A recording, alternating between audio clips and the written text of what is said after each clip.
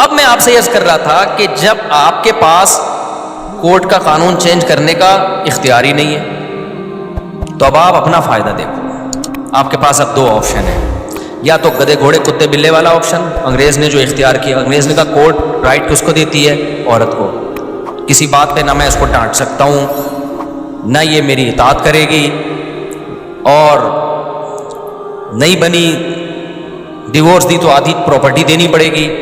تو بہتر ہے کہ یہ اس ٹینشن میں پڑو ہی نہیں, لہٰذا گرل فرینڈ رکھو, بوائے فرینڈ رکھو. بوائے فرینڈ بھی چل رہے ہیں آج کل ان کے, اللہ معاف فرمائے, یعنی آدمی بوائے فرینڈ رکھ رہا ہوتا ہے. خیر, تو یہ سب کچھ کر کے اس نے تو اب, لیکن یہ سیٹ اپ نہ ہمارا مذہب ہمیں اس کی اجازت دیتا ہے, نہ ہمارا کلچر اس کی اجازت دیتا ہے, اور یہ چیز انسان کو ڈپریشن کا مریض بنا دیتی ہے. اس کی یہ عیاشی ہے تھوڑے دنوں کی, اس کے بعد یہ نیچرل نہیں ہے. نیچرل گھر باری ہے. خلق من الماء بشرا فجعلہ نسبا وصہرا. اللہ کہتے ہیں پانی سے انسان کو بنایا, ددیال نلیال بھی دیا اور سسرال بھی دیا. تو اسلام دین فطرت ہے نا. قرآن بار بار کیا کہتا ہے؟ اسلام کیا ہے؟ نیچر ہے انسان کی. تو نیچر میں سسرال بھی ہے اور ددیال بھی اور ننیال بھی. گرل فرینڈ بوائے فرینڈ میں نہ سسرال نہ ننیال نہ ددیال. جیسے گدھے کے نہ سسرال ہوتا ہے نہ ننیال ہوتا ہے, نہ بار بار میں بتاتا ہوں نا, گدھے کا تعارف آپ کبھی کرواتے ہیں, آپ بولتے ہیں میرا گدھا ہے, یہ اس کے والد ہیں, یہ اس کے چچا ہیں, یہ اس کے ساس ہیں, یہ اس کی نند ہے. کبھی ہوتا ہے گدھے میں گدھی کی نند آئی ہوئی آج؟ نہیں ہوتا نا. نہ کتوں کی نند ساس ہوتی ہے, کچھ بھی نہیں ہوتا. تو ایک سسٹم وہ ہے کہ گدے گھوڑے کتے بلی والا, جو گرل فرینڈ والا. کبھی بھی کسی کی گرل فرینڈ بوائے فرینڈ دیکھا کرو نا, وہ آپ کو آ کے بتایا کرے گی میری گرل فرینڈ ہے. بولے کام کتوں والا کیا ہے. کام کیا کیا ہے؟ کتے والا. انسان کی 3 پیس سوٹ اور ٹائی سے پہچان نہیں ہوتی ہے ذہن میں. اللہ پہلے عمل کو دیکھتا ہے آپ کے. کام آپ بھنگیوں والے کر رہے ہو اور 3 پیس سوٹ ٹائی میں بڑے بریف کیس میں گھوم رہے ہو, تو اللہ کی نظر میں یہ آپ کے یہ نا, یہ جو ڈریسنگ اور یہ چیزیں بالکل بھی اللہ ان چیزوں سے متاثر نہیں ہوتا. اس سے وہ دھوتی بنیان والا بھنگی اچھا ہے جو زنا نہیں کرتا. آج کل ایٹیٹیوڈ دیکھا جاتا ہے, اسٹائل کیسے ہیں, اور پیسہ ویسا, گاڑیاں واڑیاں اچھی, بس اس سے انسان کو پہچانا جاتا ہے. اصل تہذیب میں سب سے پہلے تو یہ ہے. تو اب گوروں نے اس کا حل یہ تلاش کیا کہ بھائی ہم کرتے ہی نہیں, ہم یہ کر نہیں سکتے میرے بھائی, ہم کتے بلے والے کام منہ سے, تاکہ آپ کو سبق تازہ ہو جائے نا. اگر شیطان کبھی ورغلائے کروانے کے لیے تو آپ بولے ہم نے تو بولا ہے کہ ہم نہیں کریں گے یہ کام کبھی. تو زنا یہ کتے بلی کا کام ہے. اب نکاح کریں گے تو یہ ٹینشن ہے. اگر بالفرض انبن ہو گئی تو بیگم نے آپ کی ایسی کی تیسی کر دی, ایسی واٹ لگانی ہے کہ نسلیں یاد رکھیں گی. تو بھائی اب ایک ہی حل ہے آپ کے پاس, زنا کر نہیں سکتے, نکاح کرو تو پھر لبرل لڑکیوں سے, اور سلیو لیس کپڑے پہن کے گھوم رہی ہیں, اور اسٹائلش, جیسے آج کل فلمیں دیکھ دیکھ کے نا ہر ایک کو وہی چاہیے جو جس کو ایوارڈ مل رہا ہے حسن کا, اسی ٹائپ کی اسٹائلش قسم کی لڑکی چاہیے. وہ دھڑک تھوڑی سی تمہاری اس سے وقتی طور پہ پوری ہو جائے گی, اس کے بعد جو تمہارا سر بجائے گی نا, وہ گنجا کرے گی تمہیں, تمہاری نسلیں یاد رکھیں گی. کیونکہ کورٹ کس کا ساتھ دے گی؟ اس کا ساتھ. حتیٰ کہ اگر اس کو کوئی انکل پسند آ گئے, آپ کچھ بھی نہیں بگاڑ سکتے اس کا. میں کیا بتاؤں, جو میرے پاس کیسز آتے ہیں, نہیں دل چاہتا, کیونکہ برائی کو بیان کرنے سے کیا پھیلتی ہے, میرا دل چاہتا ہے کبھی میں بٹھا کے نا اس کو لائیو کر دوں کہ یہ ہو رہا ہے مارکیٹ میں, کیا ہو رہا ہے, اچھے اچھے گھروں کے جو کیسز آ رہے ہیں. کیونکہ یونیورسٹیوں میں لبرل بنایا جا رہا ہے لڑکیوں کو, براڈ مائنڈڈ بنایا جا رہا ہے. تمہارے بھی وہی رائٹ ہیں جو مردوں کی آنکھوں میں آنکھیں ڈال کے بات کرو. پھر جب وہ آنکھوں, پہلے زمانے میں یہ سکھایا جاتا تھا شوہر تو گویا مجازی خدا ہوتا ہے. اگر حکم دیا جاتا شوہر کے کسی کے سامنے سجدہ کرنے کا, تو عورت کو حکم دیا جاتا کس کے سامنے سجدہ کرے؟ شوہر کے سامنے. ساس ماں کی جگہ ہے. ایک بہت بڑے گورنمنٹ کے آفیسر آئے کچھ دن پہلے ملنے کے لیے, بہت بڑے آفیسر ہیں. میں نے ان کی بچی کا نکاح پڑھایا, اور کیوں پڑھایا مجھے پتا ہے, بندہ بڑا خاندانی ہے. انہوں نے کہا میں نے اپنی بیٹی, بڑی ایجوکیٹڈ لڑکی ہے ان کی بیٹی بھی ایجوکیٹڈ, خود بھی بہت بڑے آفیسر ہیں. کس ڈپارٹمنٹ میں یہ نہیں بتاؤں گا, ظاہر ہے پھر کسی کا راز فاش کرنا صحیح نہیں ہے. اور بہت پاورفل آدمی ہے. کہتے ہیں میں نے اپنی بچی کو رخصت کرتے ہوئے نا یہ بتایا کہ تم نے ساس کی خدمت اپنی ماں سے زیادہ کرنی ہے.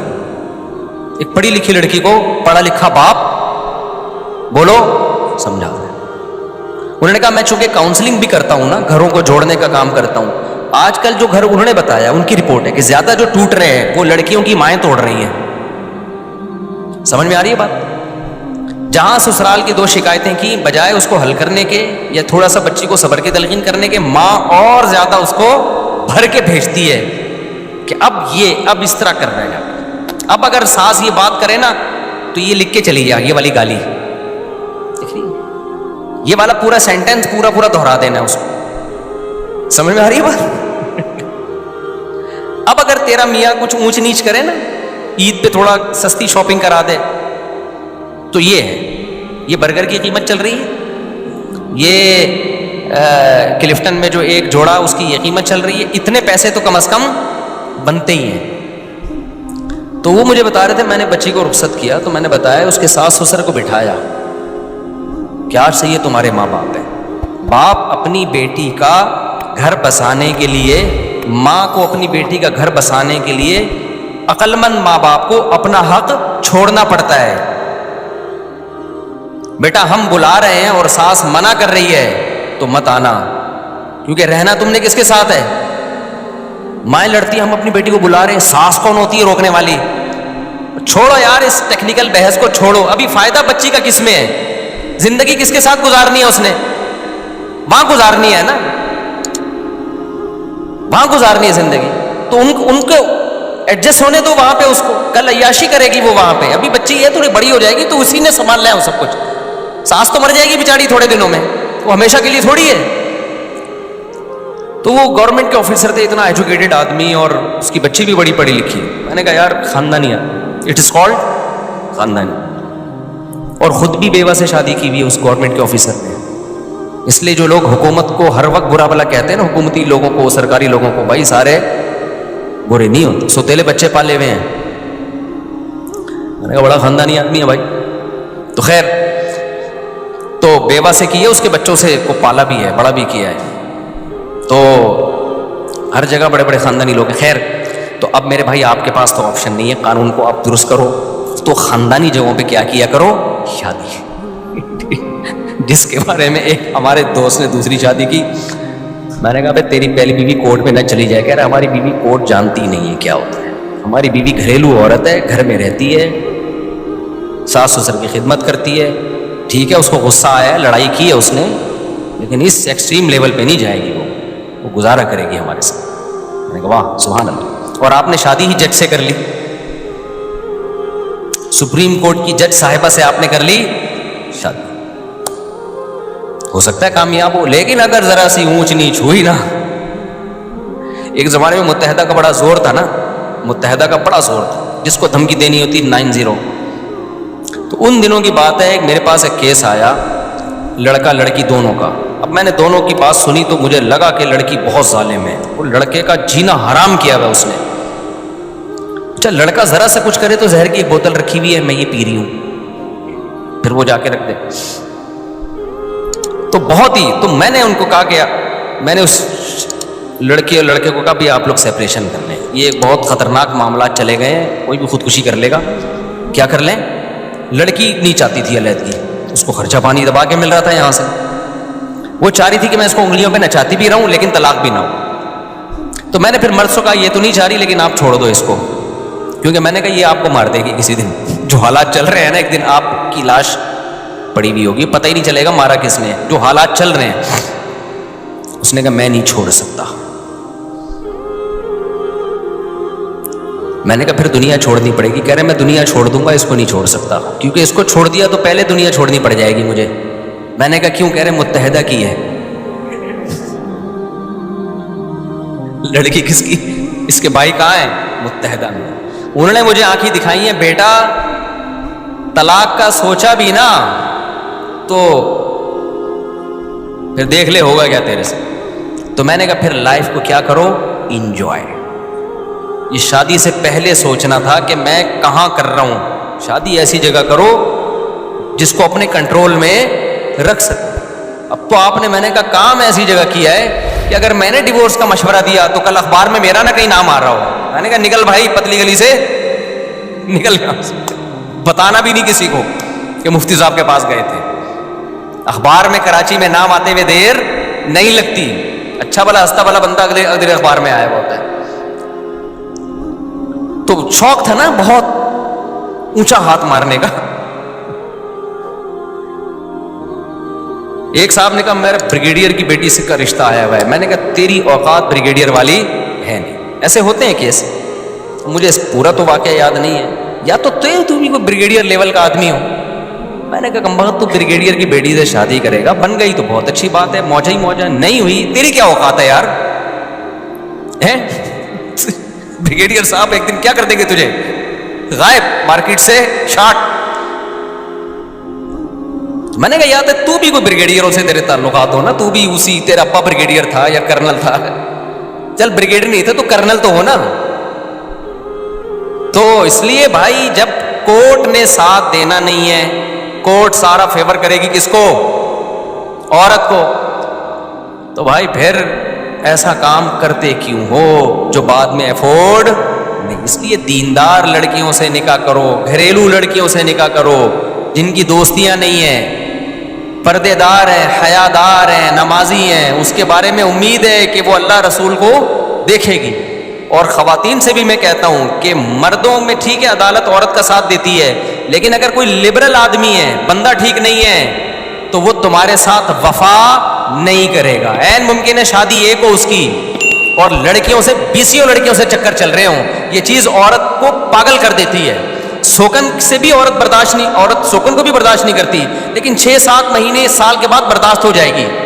گرل فرینڈ کا سیٹ اپ ایسا ہے کہ جب عورت کو پتہ چل جائے نا میرا میاں ہے ہی ٹھرکی, پھر عورت کے لیے روز آنا ایسے جیسے آگ کے انگارے پہ, آج پتہ نہیں کس سے بات کر رہا ہے, کل پتہ نہیں کس سے تعلق. سوکن کا تو ایک حد تک ہوتا ہے نا, اس کے بعد چلو بھائی اب کمپرومائز کر لیتی ہے.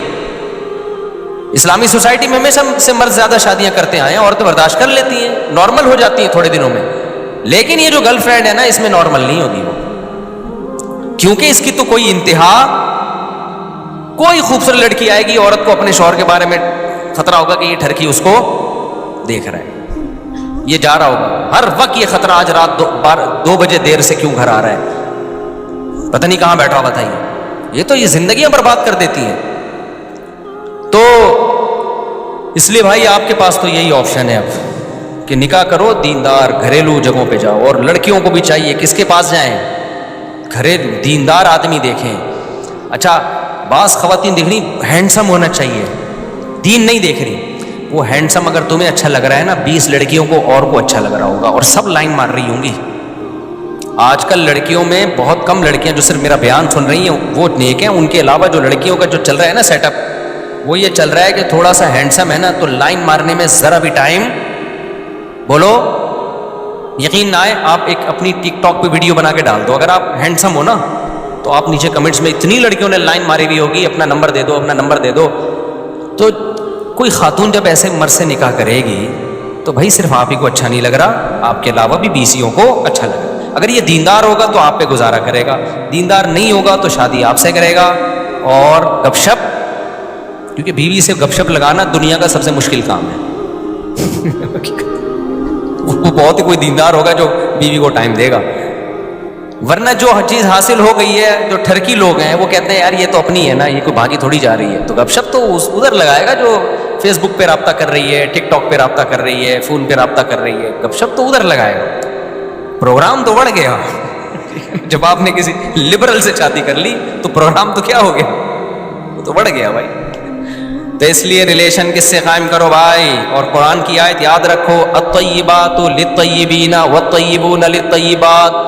پاکیزہ مردوں کو رغبت پاکیزہ عورتوں میں ہوتی ہے, اور پاکیزہ عورتوں کو رغبت پاکیزہ مردوں میں.